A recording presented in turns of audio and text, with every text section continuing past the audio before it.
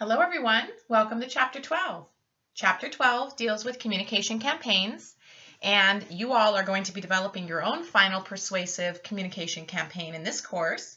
So there are lots of issues and ideas and examples of campaigns that we're going to refer to, and hopefully this will provide you with a good foundation which you can draw upon when you are developing your own campaign. So let's get started. In the 1830s, Bill Alcott and Cy Graham were two of the first individuals to actually develop a public health campaign. And in this campaign, they were working to get Americans to change their diets. Alcott and Graham organized a health food store that supplied fresh fruits and vegetables, and according to them, a proper diet included wheat bread, grains, vegetables, fruits, and nuts. And by eating healthy food, they were convinced that people could live longer, healthier lives. Okay? So these two individuals were early advocates of health education, and they promoted the vegetarianism idea. They also tended to talk against things like evil, deadly tobacco. But we also see that there were other types of movements around that time after them that dealt with the temperance movement, right, to promote abstinence from alcohol. And there were other types of clean living movements that tried to promote awareness about things like cholera, which was an infectious disease that spread through water. And this was a common problem historically when drainage systems were poor or did not exist. And there were animals like pigs that would, walk through the street and feed on garbage and things like that. So although the causes of cholera can be traced obviously to the social and physical environment, different types of physical conditions, back in the day it was cholera, nowadays perhaps it was AIDS, a century and a half later, there are movements that had initially purported that AIDS was a way of seeing that God's punishment was taking place for vice, sin, and moral flaws.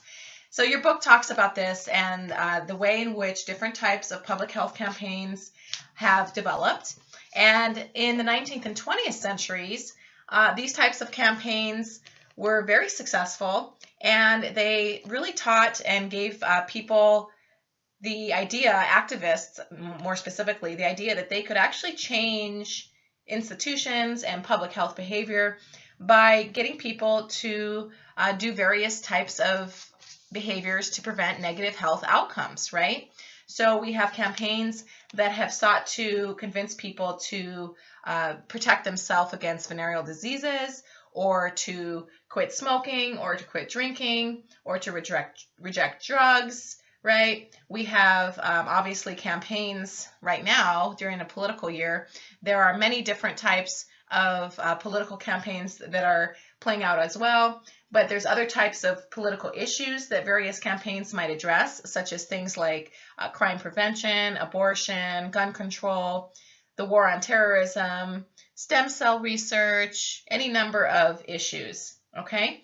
So these are the origins of communication campaigns, and one major difference that we need to consider in terms of the difference between communication campaigns and the difference between advertising industry is that commercial advertising is designed to make a profit for companies, whereas information campaigns are not completely capitalistic, that they are typically designed to promote social ideas or to improve public health in some way. Okay, so that's one major difference between for-profit advertisements and communication or public service campaigns. According to Rice and Atkin, there are several different ideas that define communication campaigns, okay? The first of these is that there is a purposeful intention to modify, change, or influence behavior, okay? The second is that there is the ability in the campaign to inform or persuade or to motivate behavior. The third thing is that the audience is oftentimes relatively well-defined, okay? So you might be marketing to a particular specific audience, but you may also be marketing to a larger, broad audience, depending on your target. The fourth campaign issue is that campaigns typically are developed for a non-commercial benefit, and this is a benefit that may be experienced to the individual or may also be experienced to society in general, right? So when we look at campaigns that are targeting mental health or anti-suicide prevention, this is something that deals not only with the individual but also deals with society at large, right? Public health issues. Campaigns are typically taking place within a specific time range, and these campaigns are often distributed through an organized communication system, which usually, almost always, involves the mass media. And finally, campaigns are oftentimes complemented or augmented by interpersonal support or professional dialogue. Okay, interpersonal support can deal with relationships between people that may know each other, so such as friends don't let friends drink and drive, right? That's a campaign that is using this idea of interpersonal support. You're going to support your friends to make a good choice if you've been drinking. But these campaigns also tend to draw on professional expertise or professional information, which of course would be the testimony of a doctor or somebody who works in the emergency room that looks at the effects of drinking and driving on a daily basis. And this information, of course, is included in the campaign as a way of creating a type of meaningful relationship between people who can help their friends or their family members make better decisions, but also there's a relationship established with the experts in the area, which of course gives credibility to the campaign. Diffusion theory is a major theory in the field of communication and the adoption of innovations that are introduced into a society, whether they are products or lifestyles. So diffusion theory suggests that innovations are developed and adopted based on several criteria that are met in the diffusion campaign or in the topic or product that is being promoted. The first thing that's important is the characteristic of the innovation. So how compatible is the innovation with the culture in which it is introduced? Depending on how compatible that innovation is with the current cultural values, that innovation is more likely to be adopted if it is compatible, whereas if it's not compatible, it is less likely to be adopted. So your book talks about the fact that in the 1960s, there wasn't so much of an emphasis in the United States about environmental preservation, about going green, about recycling. And so even though there were some people that were starting to promote this type of a mindset and these kinds of behaviors that were more focused on environmental preservation and keeping the earth clean and litter free and things like that, the values that were actually more dominant in the 1960s had more to do with commercial growth and bigger is better and things like that, right? So because of the fact that environmentalism wasn't really a big cultural value in the 60s, then that innovation didn't actually gain momentum really until the 1980s. And nowadays we see that a lot of people are very concerned about cultural preservation, about recycling, about going green. And this is because it is something that reflects the cultural values that are dominant in the current era with which we live. Another important issue related to diffusion is the promise of a clear reward. So, for example, when we try to convince people to use a condom to prevent venereal diseases, HIV or AIDS, or unwanted pregnancies, the use of condoms in the moment does not promise an immediate reward to people. If anything, it may be a deterrent, right? Because it creates more, of a delay between when people can actually engage in the desirable behavior. It may actually not be as pleasurable for some people depending on their bodies, things like that. So condom use in itself really doesn't provide an immediate reward, which is why sexual health campaigns have had more of a struggle in terms of getting people to adopt that safe sex behavior of wearing a condom every single time, unless you are in a monogamous relationship with someone who has already had all of their testing taken care of and you can verify that they don't have anything that's dangerous, right? In comparison to condom use having no immediate reward, trying to promote regular exercise among a population could potentially be more likely because of the fact that when people exercise, they experience a quick reward because they feel good, right? So those people who are experts in body health and exercise have long talked about the fact that regular exercise, and especially exercise that is vigorous, tends to release what's called endorphins in the human body, and those endorphins create a sense of euphoria.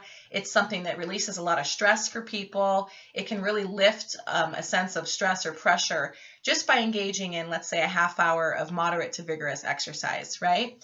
So exercise is one of those things that has a quick reward, clearly, because you feel better when you do exercise, but exercise also has a long-term reward in that you are more likely to be healthy. Because you're starting to exercise, you're more likely to be thinking about eating healthy foods rather than foods that are not good for you. You may also consider giving up smoking or drinking or other types of behaviors that would prevent your ability to exercise in the way that you want to. So exercise is one of those things that provides more of a quick reward. Also, we can look at different types of things like products, such as a car in this case, the Prius, which provides a money-saved quick reward for people because they go to the gas pump and they put gas in their car, and every time they put gas in their car, they think to themselves, wow, this is how much money I just saved, right? So according to diffusion theory, a product such as the Prius that provides a quick reward, such as the money saved that you get when you buy one and are able to save money on gas, something like that is more likely to be picked up at a more rapid rate than another automobile that doesn't provide that kind of reward. Diffusion theory also suggests that a huge component of the adoption of an innovation is the mass media. This can be seen in terms of news and entertainment sources who oftentimes will set an agenda for what issues people think about or talk about or consider in their day-to-day lives. Diffusion theory suggests that the mass media are most influential in enhancing knowledge of the innovation, while the interpersonal communication that takes place between people about an innovation is the most influential in changing attitudes towards that innovation. So, for example, newspapers, television, and the internet also basically play a major role in helping people to learn about unhealthy lifestyles that may be dangerous. So, for example, smoking causes cancer. Risky sex can lead to AIDS. Buckling up with your seatbelt can save your life. And many of us know this because the media has told us this, right? So, on one hand, people tend to criticize the media for the ubiquitous and dominant role that the advertising industry plays on day-to-day thought and persuasion. On the other hand, we can also look at the benefits that a well-functioning media system can provide in terms of informing people about more appropriate and healthy behaviors that they can take into action in order to influence their life in a positive way. So, as we said before, the mass media will shape knowledge of an innovation and the interpersonal communication that goes on around the innovation, whether it's wearing seatbelts or getting a designated driver and not drinking and driving. Those types of interpersonal dialogue and support and relationships influence attitude changes. We can also look at different media sources, such as television shows, that are able to actually bring awareness to the mass population about various health issues that people may not be so aware of without that kind of a source. So, for example, shows like Grey's Anatomy or ER that are very popular, they tend to have a lot of topics that are related to public health or healthy lifestyle or unhealthy or unsafe choices. And these types of shows tend to promote the agenda setting impact of the media, and it can also raise awareness about these various issues, which of course can work in conjunction with any kind of public service announcements about those various topics, right, to shape mass perception and behavior. The fourth component of diffusion theory is that there are definitely various ideas that have to be considered for reaching those people that are at risk of the certain type of topic that they're talking about. So One of the things that campaigns have to deal with consistently is whether they are able to really reach those kinds of populations that tend to be less advantaged. And when we talk about advantage, we're looking at populations that tend to be less educated and less affluent or more poor. So generally speaking, there tends to be an information gap between the people who are more advantaged and the people that are less advantaged in society. One reason that this knowledge gap may exist is because people that are less advantaged or privileged may tend to be focused on just tangible, basic day-to-day survival needs, such as having enough food on the table, making sure the rent is paid, things like that. And of course, if you don't have a lot of leisure time or time off, or if you don't perceive that you have the same issues to deal with that other people may deal with in terms of privilege, then you may not really think that healthcare or risky behavior is such an issue because you're just trying to survive day to day, right? So you can think about that potential aspect of it as well. And one thing that we need to be competent with in terms of developing effective communication campaigns is addressing and ideally reducing the knowledge gap between more affluent privileged groups and groups that are less affluent and have less access to education and knowledge about these various issues. The final thing that diffusion theory suggests is that people will respond more to similar others. So of course, what does that mean with regards to developing a campaign? Well, what that means is that we want to figure out who our target demographics are, and based on who those people are, we want to have individuals in the campaign talking about issues that are relevant for people in that target group. Preferably, the campaign has some kind of a physical presence of people who belong to certain demographic groups that are actually maybe promoting the actual diffusion or the actual innovation, either verbally or maybe non-verbally in terms of their presence in the campaign, right? So generally speaking, people tend to respond more effectively or more favorably to individuals who are perceived as sharing their values and also their background, right? So this is something that all of us need to be aware of. We can also think about our own tendency to be more effectively persuaded by populations or by individuals who appear to belong to the same population as that we do, right? So we can think about this issue both in terms of designing effective campaigns, but also in terms of how we ourselves are persuaded when we consume various media messages. There are 5 steps and stages in developing a social marketing campaign. These stages are very important for any kind of campaign that you will be developing, and you should all be consulting these 5 steps as you develop your final persuasive campaigns for this course. The first of these is the planning stage. During this phase, you're going to be developing the objectives for the campaign. So, what are the goals that you seek to establish or accomplish as a result of developing the campaign? What kind of a focus are you going to be emphasizing in the campaign? Will you be working on trying to create new thoughts or new beliefs? Or will you be trying to change beliefs that people may already have about a certain behavior? You need to be very deliberate about whether you folks are targeting attitudes and beliefs or behaviors. So this is where you have to get very specific, obviously, about your background population or the population that you intend to target with the campaign, and we're going to talk about that in step 3. Step 2 deals with the theory that you are using to underpin your campaign and the way that the campaign is designed in terms of attempting to change an attitude, belief, or a behavior. So, for example, if we were to look back to chapter 3, looking at attitudes, functions, and consequences, what we would see is we would see some of the theories that we've already talked about in this course that tend to shape the attitude-behavior relationship. So one theory that we looked at is the theory of reasoned action.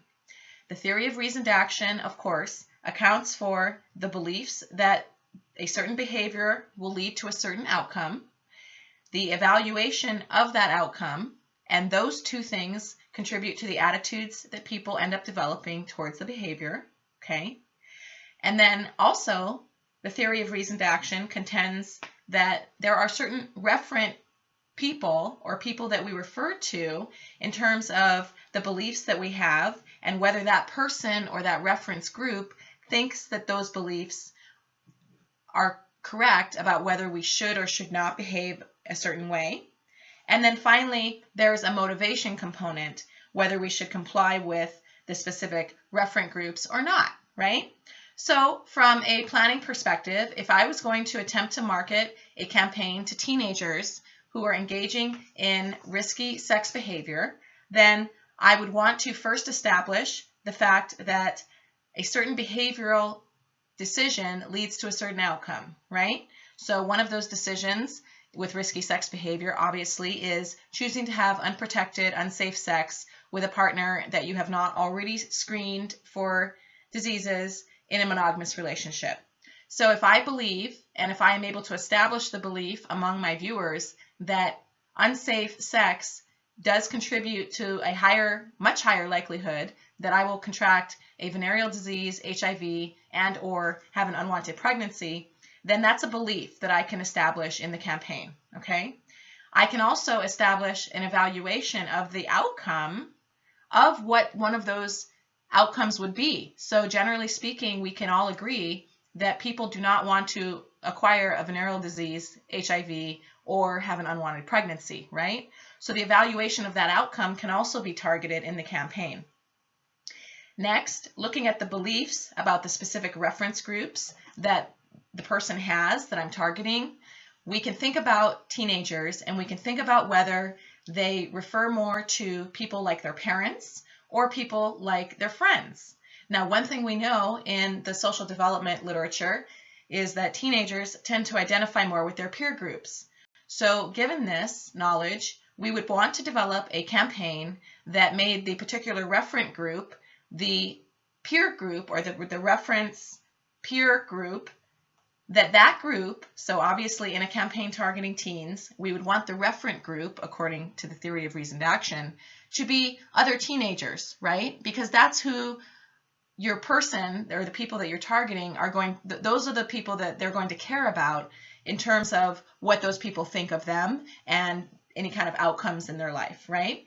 So if you have a commercial with teenagers where the teenagers are talking about undesirable outcomes and the fact that they do indeed believe that contracting HIV is a very undesirable outcome, which is something that can happen as a result of unsafe sex, then it's also likely that you're willing to or able to establish in that campaign that there is a particular motivation to avoid contracting HIV, right?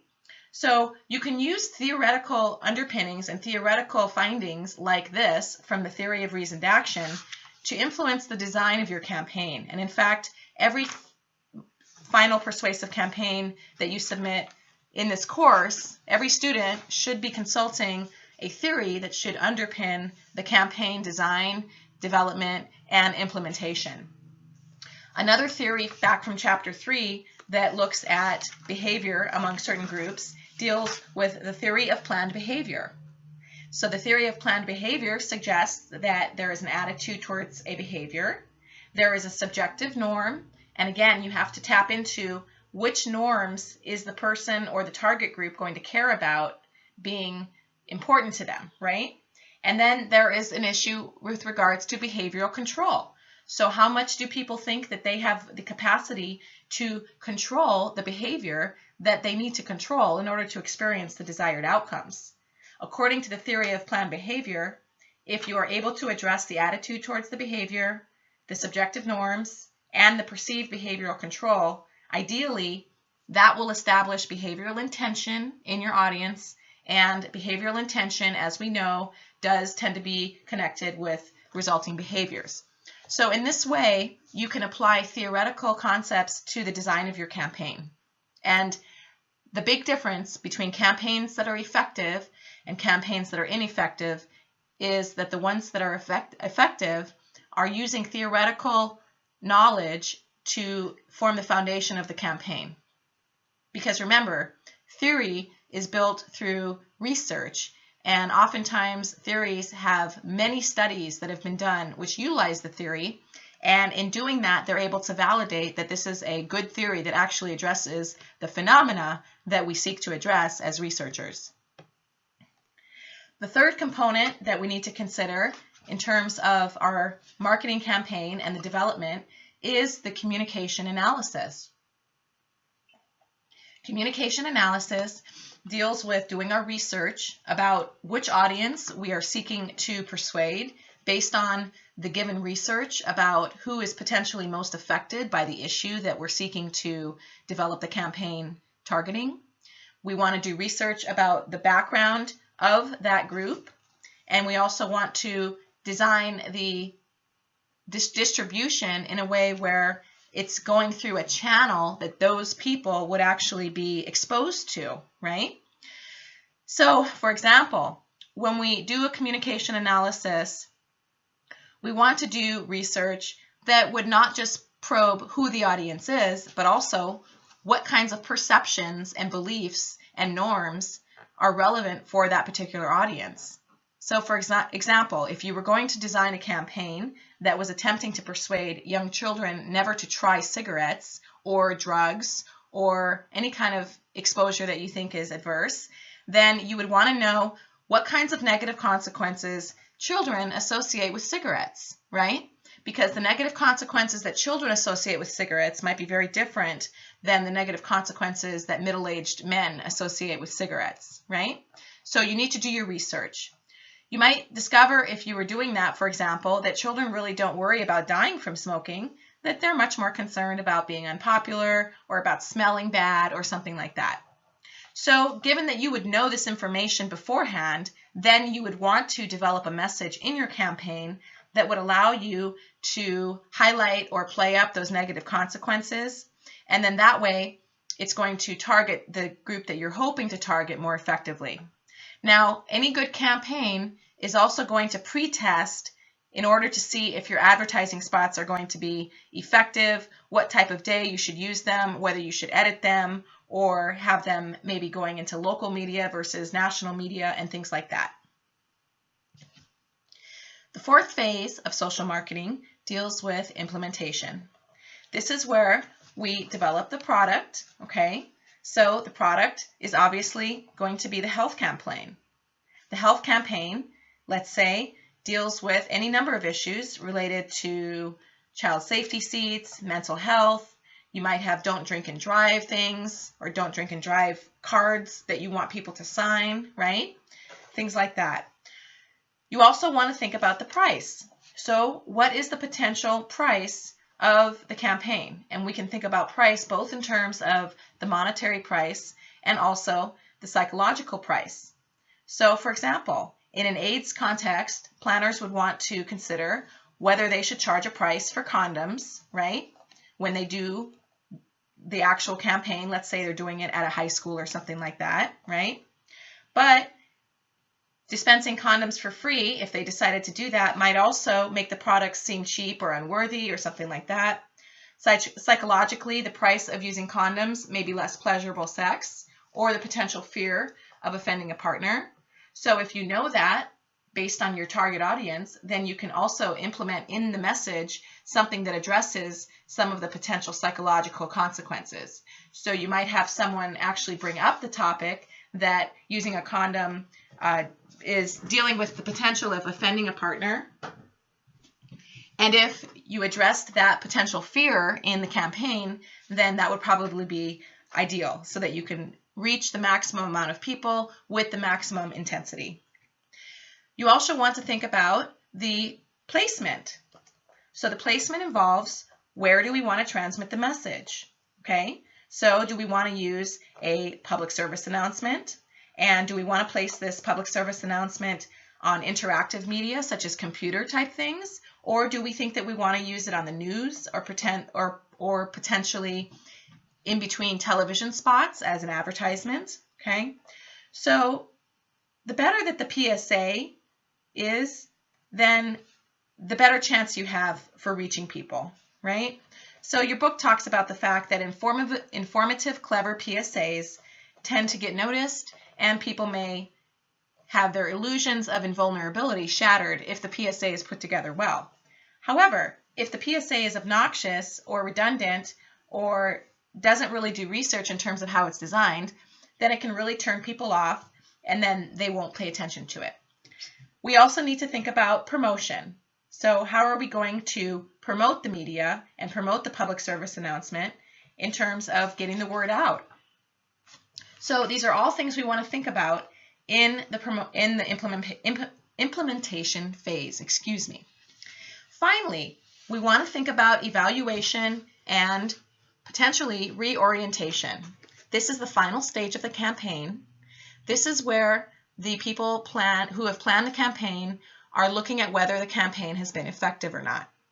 So effects can be studied both at the individual level, such as when researchers look at those people who saw the campaign or many campaign messages with people who did not, and then you can look at the outcome on a particular behavioral situation, right? But you can also look at the campaign in terms of the community outcome. So you might assign one town to a group that receives the PSA or that is exposed to the campaign repeatedly, and then another town may not be exposed to it, and then you can measure outcomes on a more collective community level. Also, you can measure the outcome in terms of the state level, right? So all of these things really need to be considered, and in chapter 12, your book talks about assessment and being able to gauge the effectiveness of the campaign is a very important part of developing it and following up with evaluation or reorientation.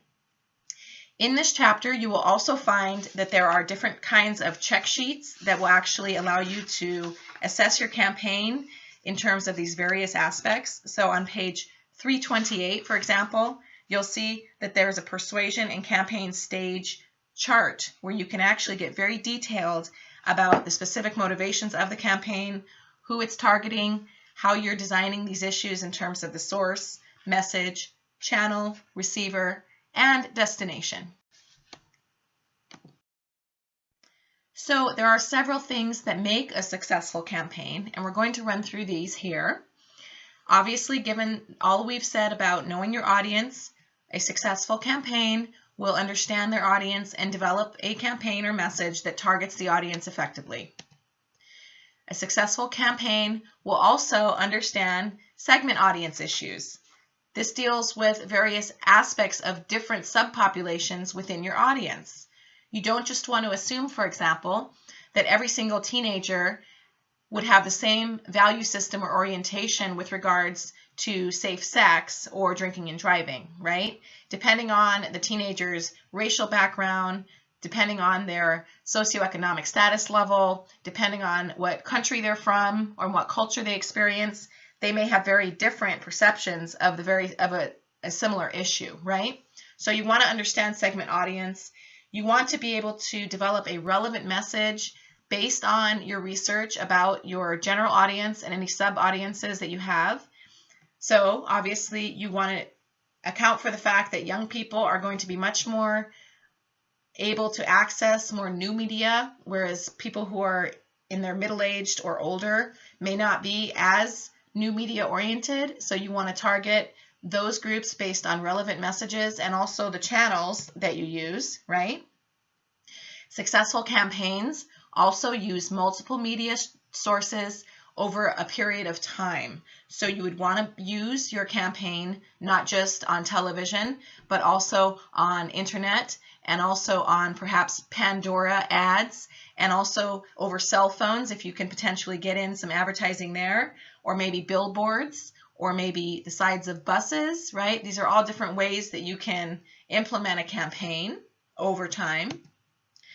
And obviously, you want to use media that are going to be viewed by your target audience particularly, right? So if you know, for example, that you are going to be targeting younger people, then you would want the channels with which your PSA or your campaign go through to be those kinds of channels that that population is going to be using. There are several other things that successful campaigns do, and we're going to finish those up on the next slide. Successful campaigns also develop good characters that your target audience will be able to identify with and will appreciate, and themes that are relevant for the target audience. This is very important. Otherwise, people will just tune out if they perceive that the message is not relevant to them personally or to their community. Relatedly, we want to establish community contacts with individuals and organizations in the local communities that we're targeting, so that outside of the message, people have somewhere that they can go to get help with the particular issue that we're attempting to address. Keep in mind, it's generally easier to create new behaviors than it is to change old behaviors. So what this means is you want to think about how you set up your campaign so that you're setting up the campaign with the greatest likelihood that it will be effective. So for example, it's much easier to get people to start eating more fruits and vegetables than it is to get people who have been having unsafe sex to start having safe sex. This may also influence who your target audience is, right? So if you really want to try to convince adolescents and teens to engage in safe sex, then perhaps the time to target individuals with the safe sex campaign is before they're having sex, right? So I know people are starting to have sex at younger ages nowadays, but you would be able to establish with your background research what is the typical age of first sexual intercourse for teenagers in America. And if that was going to be your target group, you would also want to specify the subgroup. So what is the typical first age of sex for Caucasian American teens versus African American teens versus Asian American teens or Latino American teens, right? All of this information is important. And then if you were going to try to establish safe sex values, it would probably be beneficial to consider getting to that target population before most of them are even having sex, given what we know about the fact that new behavior is easier than changing old behaviors. Enforcement is also a very good thing to try to establish whenever possible. So for example, you can think about a seatbelt campaign and the fact that the police and the legal system enforces the wearing a seatbelt campaign also has been especially helpful or effective in promoting seatbelt use, right? Clearly topics like don't drink and drive are also enforceable with the public authorities. However, something like eating healthy or having safe sex is not really that enforceable, right? So if possible, having enforcement is a good supporter to a successful campaign. And finally, we always want to keep in mind that we do not want to use messages that are too moralistic because people will tune out. You don't want to give people messages that will threaten their freedom or cause an instant reaction. And finally, you need to be realistic about the fact that it is difficult to change behavior, and it may happen slowly over time rather than instantly within a month or two, right? And this is why it's so important for campaigns not just to be effectively researched and developed, but also you have to be able to do an assessment component which deals with how effective has this campaign been at the individual, community, state level, right? Or even national level. And is this something that we want to continue with, or do we want to change our strategies so that we're able to be more effective? One thing you want to think about with your campaigns is the emotions as well that you're evoking in the campaign. So in the persuasion literature, I don't know if your book specifically mentions this, but I think it's important to pay attention to when you are designing your campaigns.